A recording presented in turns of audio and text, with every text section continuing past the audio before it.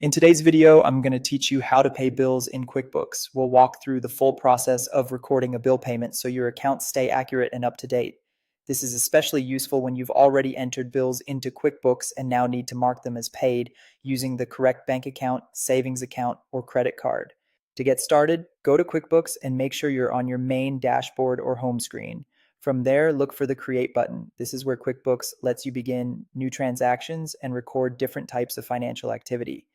Click Create and then choose Pay Bills. This opens the bill payment screen where you'll see a list of outstanding bills that are ready to be paid.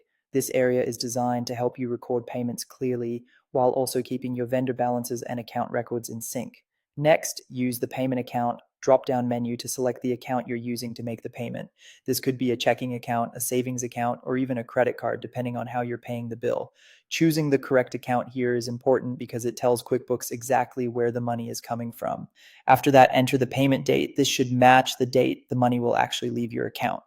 Using the right date helps keep your books accurate and makes bank reconciliations much easier later on. Now you can review the list of open bills. Check the boxes next to the bills you want to pay. As you select them, QuickBooks will include those bills in the payment transaction.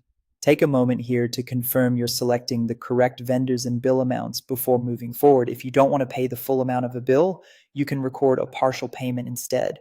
To do that, click into the amount column for that specific bill and type the amount you want to pay. This is helpful if you're making installment payments or only paying part of what's due for now.